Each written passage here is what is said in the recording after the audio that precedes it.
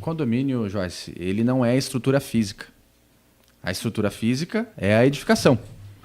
O condomínio é aquela massa imaterial de condôminos que o compõem, ou seja, os CPFs e os CNPJs que são os proprietários das unidades autônomas. Exatamente. Tanto é que o condomínio ele tem o CNPJ, mas ele não tem personalidade jurídica. Aí ele não pode ser proprietário de bens. Sim. Ele não pode... A gente recebe muita demanda da construtora que acabou de entregar o empreendimento e sobrou a vaga de garagem. Ela não sabe o que fazer com a vaga, vou doar para o condomínio. Chega lá, não pode doar, porque o condomínio ele é um ente de personalidade jurídica sui generis.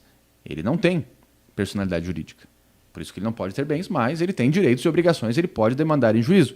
Então, tem essa questão que é bem interessante, que muitas das vezes acaba não sendo compreendida de maneira adequada. E aí, para que a gente consiga gerenciar esses interesses, que muitas vezes são colidentes, são conflitantes, porque é muita gente. Envolveu 2 pessoas já dá confusão. Envolveu um monte de gente, dá mais confusão ainda. É um barril de pólvora, mas faz parte do desenvolvimento das cidades, faz parte do IDH, a verticalização das cidades, isso cada vez mais vem acontecendo. E aí um condomínio gira sobre 3 pilares. O pilar da gestão, que aí cabe ao síndico fazer a gestão, delega parte da sua gestão para uma administradora de condomínio, é a regra do parágrafo 2º do artigo 1348, então aquelas prerrogativas lá do inciso 1 ao inciso 9 do artigo 1348 são delegadas pelo síndico à administradora da sua escolha. Continua sendo sua responsabilidade, mas ele escolhe.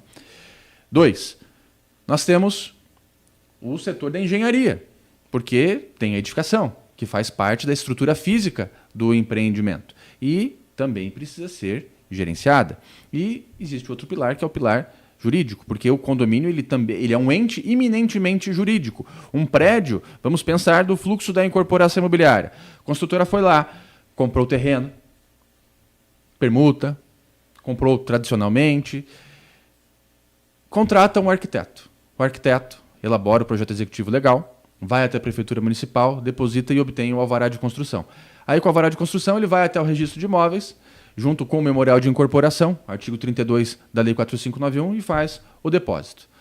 A partir daquele momento, ele passa a poder vender as unidades autônomas. Mas perceba, já existe uma expectativa de direito, já existe uma ideia imaterial ainda do condomínio. Ele vai ser desse jeito aqui, tem memorial descritivo do empreendimento, tem as plantas baixas, mas ele não foi construído. Então, o condomínio é um ente jurídico.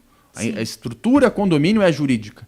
Porém, quando você vende as unidades, a construtora assume 2 responsabilidades: obrigação de fazer e obrigação de dar. Obrigação de fazer é concluir o empreendimento, ter o ABITS, ter o certificado de vistoria e conclusão de obra. Atesta a finalização da obra. E aí nós temos uma estrutura física, material, que se confunde com o condomínio, mas não é o condomínio. E o que acontece nesse momento? Quando a edificação fica pronta, nós não temos um condomínio ainda instituído. Antes da lei 14.382, que é datada de junho de 2022. Agora, a gente tem uma metodologia um pouquinho diferente, mas tradicionalmente, desde 64, nós tínhamos... O condomínio não existia ainda. Ele só existia depois, quando o ato de instituição de condomínio ele ocorria. Então, o que acontecia? Construir, expedir ABITS, expedir certificado de vistoria e conclusão de obra, o CVCO. Haver bem edificação na matrícula do imóvel, tem só um único proprietário.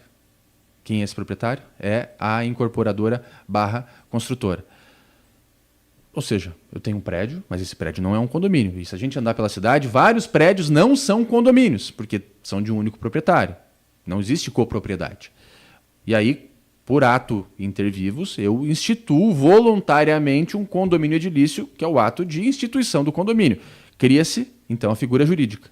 A gente percebe notadamente a separação entre essas estruturas. E a assessoria jurídica o que faz? Ela prevê e previne. Mas o advogado serve só para entrar com processo judicial. Não é bem por aí.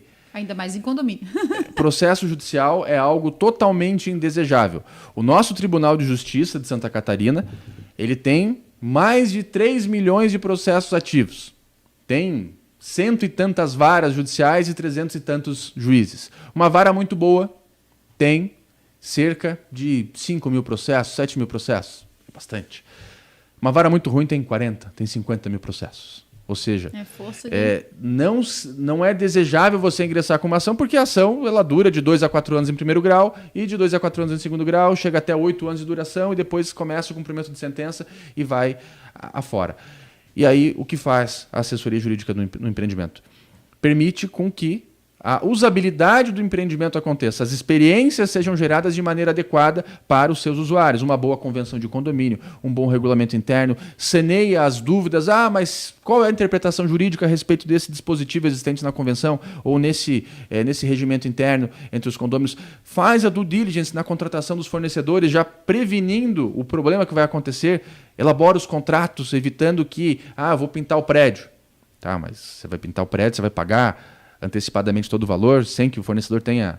E é o que mais acontece, né? Aí ele some, recebeu, some. Então você tem que ter essas previsões, travas contratuais para pagamento por etapas, por medição da obra. Ou seja, um empreendimento bem gerenciado, e o síndico ele é um gestor de pessoas e de processos, e aí ele precisa delegar as funções lá do artigo 1348 para vários delegatários. A administradora, o engenheiro, a empresa de terceirização de mão de obra, o advogado, que vai cuidar dos processos operacionais dentro dos seus segmentos. E aí o síndico ele faz essa gestão dos indicadores para que ele tenha possibilidade de tomar decisões e tenha mais tempo para fazer o que mais importa dentro do condomínio, que é a gestão de pessoas. Exatamente. Porque o condomínio são as pessoas.